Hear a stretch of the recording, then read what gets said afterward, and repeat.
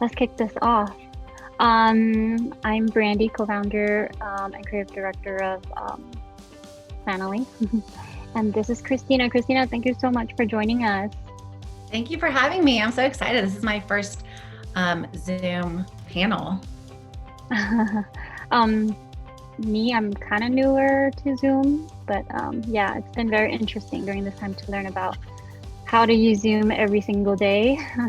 But tell us about yourself, your family, and your business.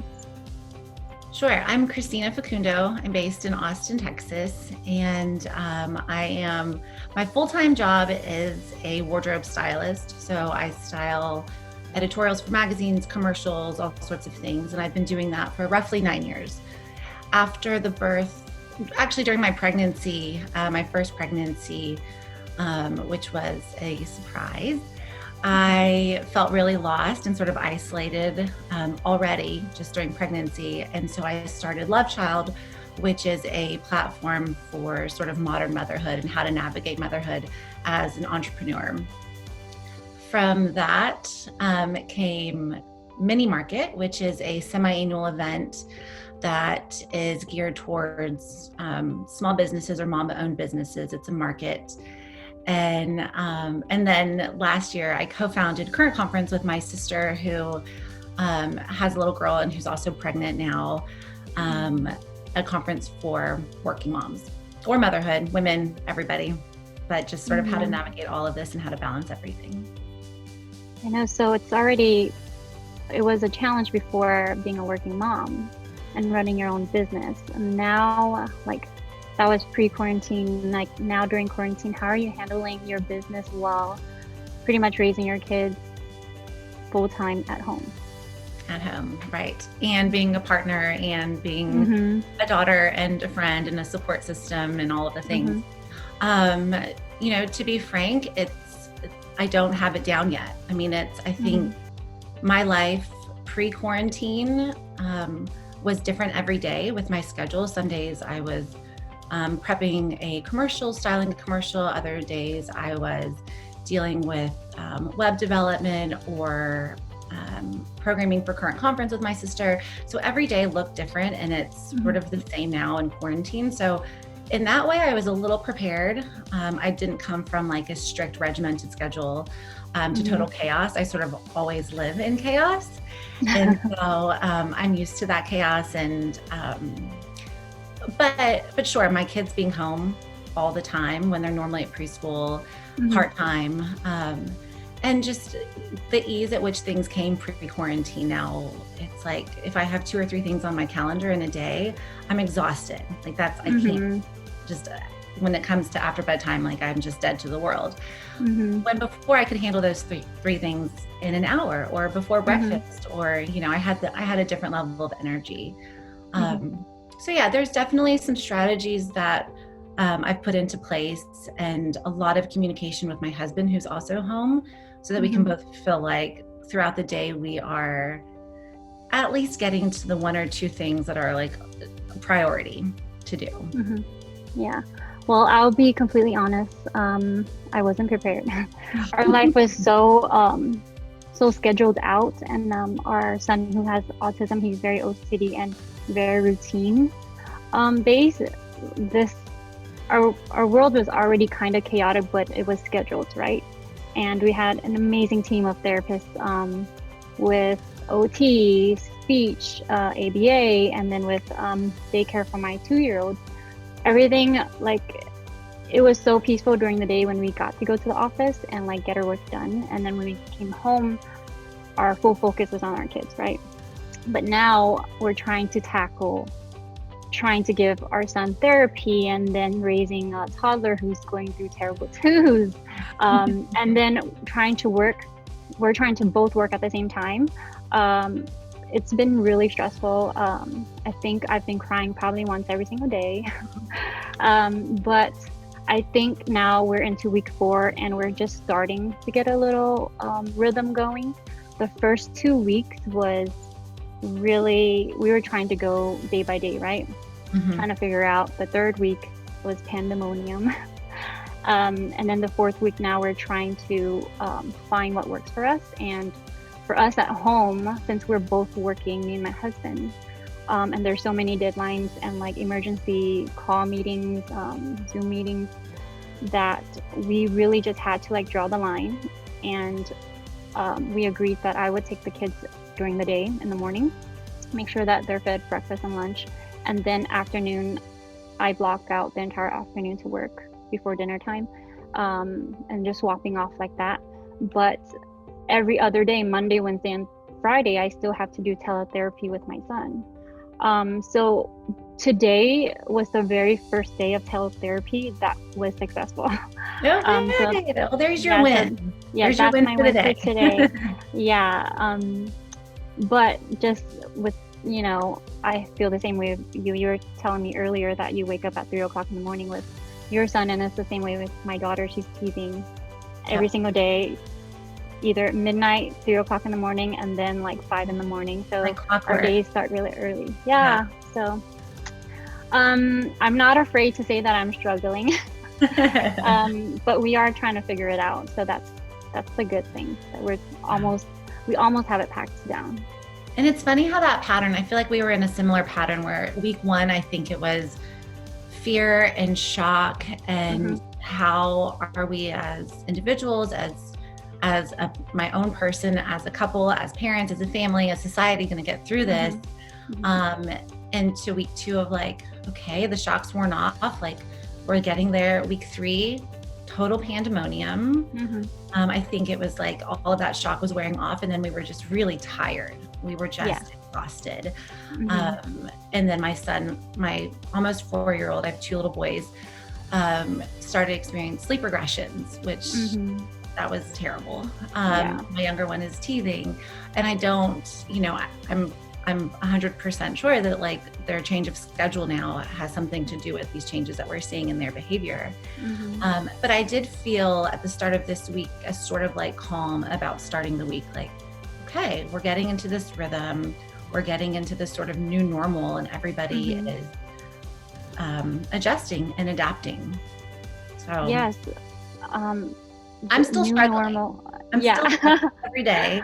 I'm sure everyone is struggling in some way, right? And in whatever stage of life they're in, whether you don't have kids, you have one kid, you have multiple kids.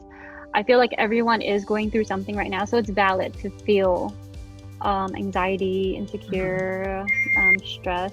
But I had a really great conversation with one of my friends this morning, Chloe Digital. She was saying that what's helped her is that really changing her frame of mind and just preparing that this is our new normal, right? And not putting that deadline on, it's going to end in May, it's going to end in June. And just for the foreseeable future, just to be overly prepared. And that has helped her tremendously, and not feel depressed every single day when she wakes up, So I think that's such a great outlook in like seeing what our new normal is and being okay with it, and then figuring out what works and what doesn't, what went well today and what didn't go well, and what we can do better tomorrow to like keep on getting better at this new normal. Definitely. I mean, and I think that was part of that, those first 3 weeks. And it just happened that you and I think we're on the same page in terms of like week 3 was pandemonium, week 4, the sense of calm. And I think it's different for everybody, but it was at the beginning of this week where I think you embrace, okay, this is the new normal. This is what we're all dealing with. We don't know when this is going to end. And so trying to find those moments or those bursts of inspiration or growth where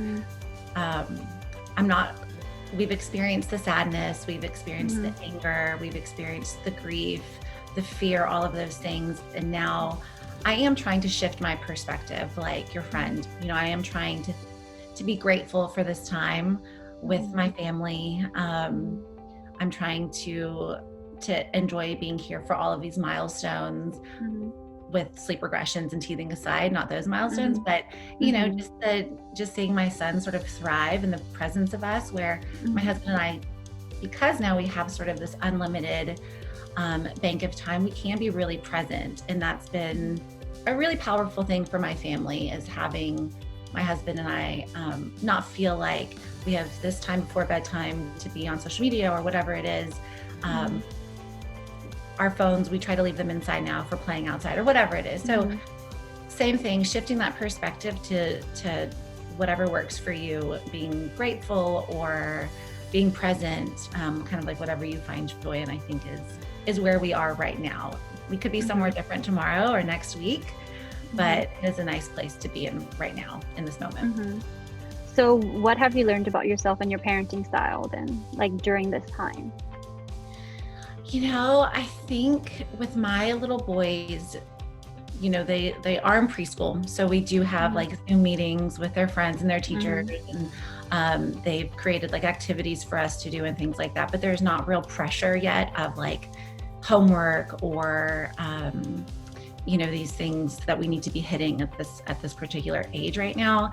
And, just sitting down and spending time and talking with them, especially the older one, it's sort of these feelings of like empathy and patience, right? Like I can't assume that this is not impacting my almost 4-year-old or even my almost 2-year-old. I can't just sort of push it aside like, oh, they'll be fine and like they'll bounce back or whatever. Like they're experiencing this too. This is a huge change for them. They're not seeing their friends. Their normal has definitely changed now.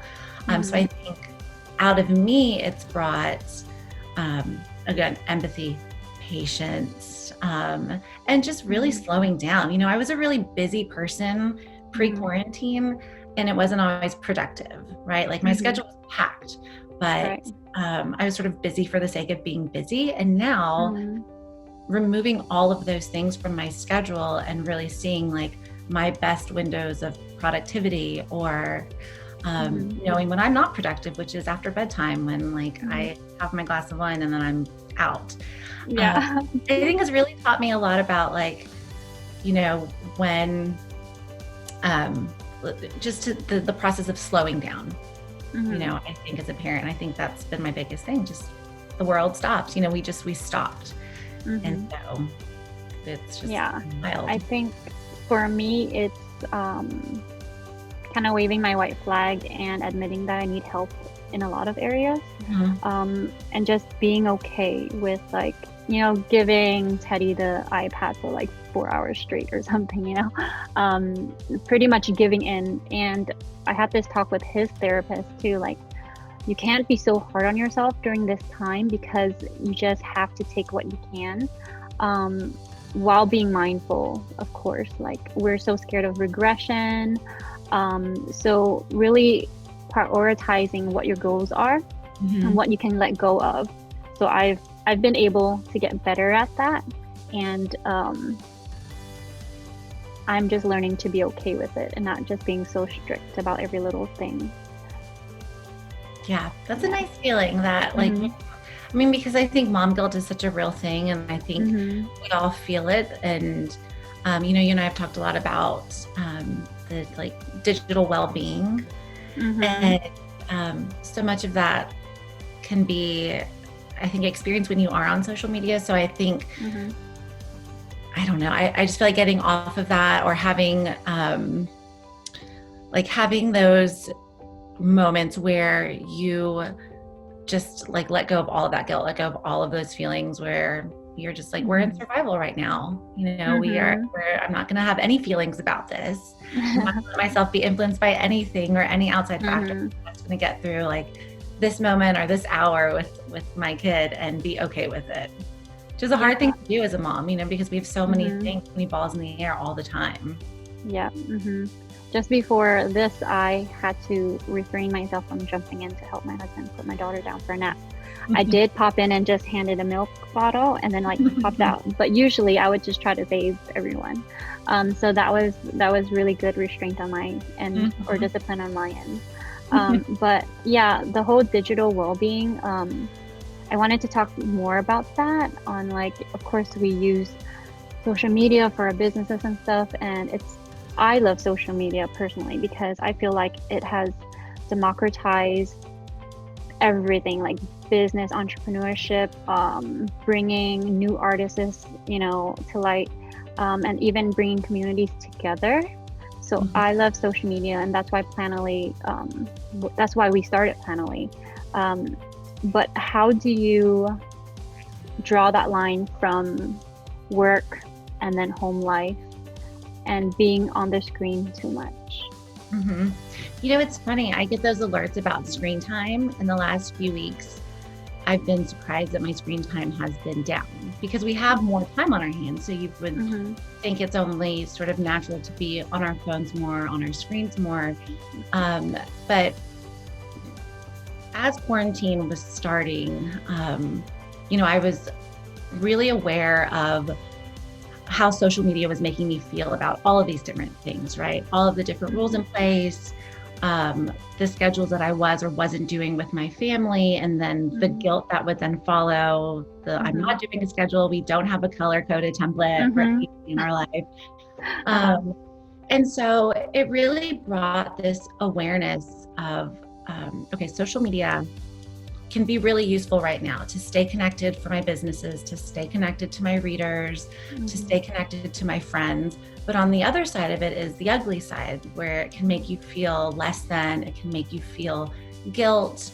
And I sort of just go into social media now with a different mind frame of, okay, there's going to be all sorts of talk, all sorts of conversations. There's going to be all of these women who are still producing beautiful content and who are like creating these beautiful projects with their children and all these things that I'm trying to do. Most of them are fails, and that's totally fine. But I'm not going to let them, I'm not going to let it make me feel a certain way about what I'm not doing at home or what I'm not doing for my business. And so I think going into any sort of experience I have with social media, knowing I'm here for fun. I'm here to be inspired. I'm here to hopefully inspire others. I'm here to get some tips. I'm here to learn, but I'm not going to let this have sort of a negative effect on my well-being, because as soon as I shut it down, like anything, it stays with you. And I don't want that to then go immediately into like, I'm in this funk now, or I'm in this like down, these feelings that then translate or transfer to my family time or whatever it is.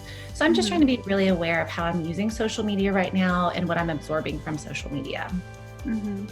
I know there's just so much news coming at you all the time too of COVID, and I feel like it does bring people down. And I think there should be a time limit you set for yourself, or how much you actually consume. So even being mindful of putting your phones away when you're eating will make a big difference. Or like when you're outside playing with your kids, I think it's amazing just turning on the music and just forgetting that anything or everyone else exists but you and your family. Yeah, definitely. And I think knowing yourself and your own limits, and if you are, watching the news or you're on social media before bedtime and that sort of stays with you, or it affects your sleep. Knowing your own like limits there too. I know it does for me. So I really try not to be on as much. And I'm just not productive in the evening, period. So I'm learning that about myself in quarantine. Okay, I do see a few questions coming in too. I see from Anonymous, how has the definition of self-care changed? How has your definition of self-care changed after quarantine? Kristina, you want to start? It's funny. I'm now working out like 4 or 5 times a week, and it looks different every day. It might be a walk, a solo walk, a couple miles in the neighborhood. It might be a run, or I love the Peloton app. I don't have a Peloton, but I use their app, which is free, and they have a bunch of different workouts. But that's sort of like, that's become something that my husband and I both get to do every day. So we don't question it. It's like he gets his 45 minutes to an hour, I get it.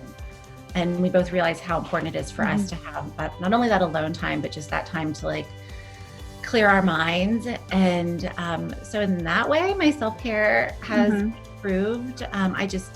Working out was always the first thing to go. Also not wearing makeup. I'm wearing some right now. It's really weird. Letting my eyebrows just like go wild too, which is a really freeing thing. But yeah, definitely just taking that time to get a little sweat in, I think has really helped my like mental wellness. So for me, I've never really taken care of myself that well. I think about everyone else first and I'm always last. So this is the second time I've put on makeup this month and it feels really good. Yeah. So, and this is the second time I actually got dressed. Last week I wore a dress just to get dressed for the date. And my husband, you know, he was very appreciative of it because when I went to change, he was like, why did you change? So self-care is so important, especially during this time, because I feel like we're in the thick of it, and there's so many heavy things on our minds that it's just easy to fall down that rabbit hole and then go down into that depression feeling. Yeah. So just like taking the time to take a deep breath and like washing your face or like putting on an eye mask, I feel like it uplifts you so much. So I'm trying to do that even more now. But before this, my self-care was taking like 2 extra minutes in the shower so I could have peace and quiet to myself and not hear, you know, the house crying or screaming or yelling mommy. And my 2-year-old is going through that stage right now where she's repeating everything 10 times. And so there's so much noise all the time that I just want peace and quiet. So that's really important to me. Yeah. It kind of, I don't know if you guys have seen this video, but there's like a video of Kim Kardashian trying to like do a video of her like makeup tutorial, and she locks herself in like the guest bathroom because North is trying to like come in, and she's like, I just got 5 minutes, so quiet. I know. I saw that video and I was just cracking up, and I'm like, that is so relatable right now. I just need some time to myself. You see the like little fingers underneath the door frame and you're like, oh my God. Yeah, my daughter still follows me into the bathroom and sometimes she sits on my lap when I go potty. So yeah, there's no privacy whatsoever at home. In quarantine.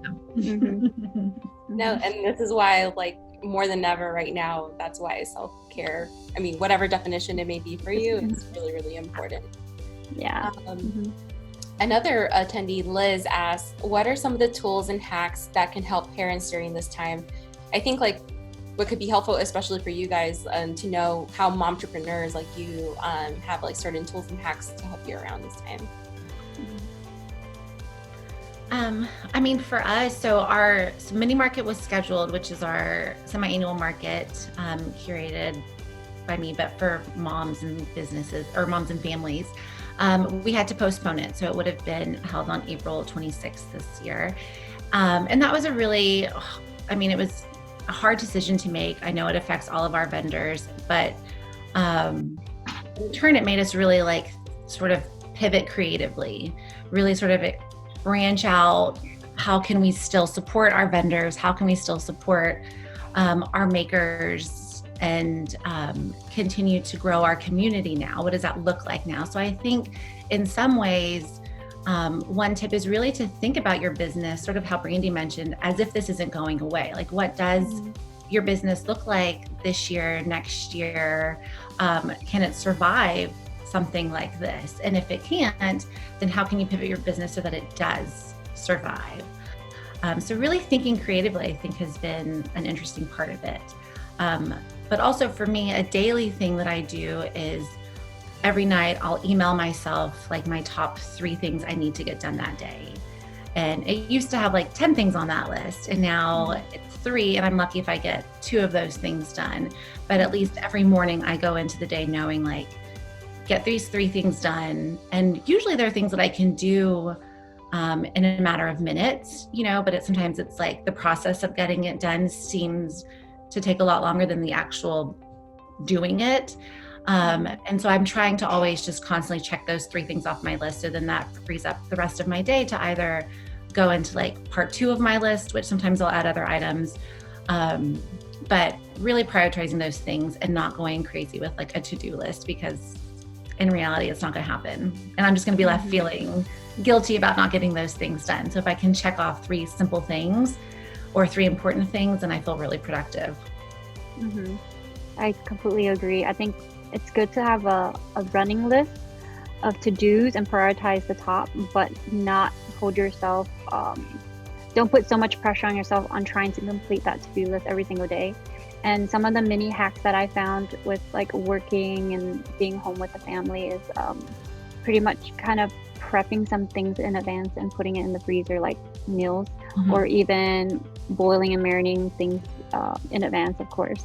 I try to, because we have to think about that, right? Because we're at home, we're working, but we also have to like think about preparing all the meals at home also, because we don't have all that extra help.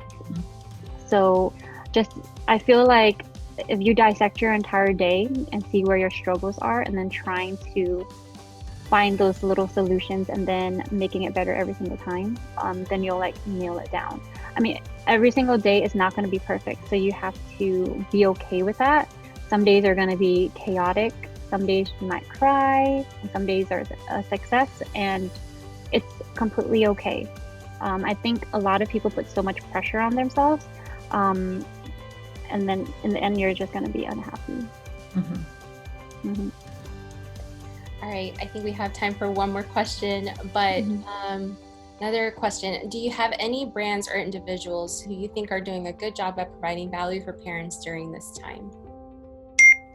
Oh, PBS Kids is my number one. Even Elmo had a Zoom conference with his friends episode. That was so cute. Kristen Bell and Dax's company, I want to say is Hello Bello. They have a virtual camp right now. So it's like everyday lessons, and then you can tune into like their reading hour, singing hour. And they have like a virtual lesson plan that you could kind of take and adapt or join them in on. So that's pretty cool. Yeah, I mean, I think for sure the PBS stuff, I'm loving that. I'm loving all the things, all the zoos that are having like the daily educational sessions on the animals, because that feels sort of, I think for my son who misses going places, I think he can sort of like pretend like he is somewhere. So we're loving that. Mr. Will, who is a local musician in Austin, he's doing a daily concert at 10 a.m. on his Facebook page. And he's a kids musician. I mean, he's just wonderful. So we're sort of tapping into all of those local resources as much as we can. If you also go on PLANOLY's Instagram, we have a highlight with all of the COVID resources for parents. So it's a good resource. Yeah. Just go to @PLANOLY to check it out, and we have that all on there. Cool. Awesome. Well, I think we're right at the 30 mark. But gosh, that went so fast. I know, it was super fast. For all of those who attended, or even if you came late, we will be sending out a replay. We will be posting this on YouTube along with all of our other PLANOLY Presents episodes. But thank you so much, Brandy and Kristina, for chatting and being so vulnerable. We really appreciate it. And I'm sure there's many other parents who just are totally on the same page as you guys. So thank you so much for joining. And make sure to follow Kristina. Where can all of our attendees follow you, learn more about you? Sure. We're at Love Child Mag, MAG, Current Conference, and Mini Market ATX. Yeah. And then for Brandy, you can follow her at BrandyFam, and of course at PLANOLY. We are always able to answer any of your guys' questions, but make sure to stay tuned for our next PLANOLY Presents. And thanks, everybody. Thanks, everyone. Thank you. Thanks, guys.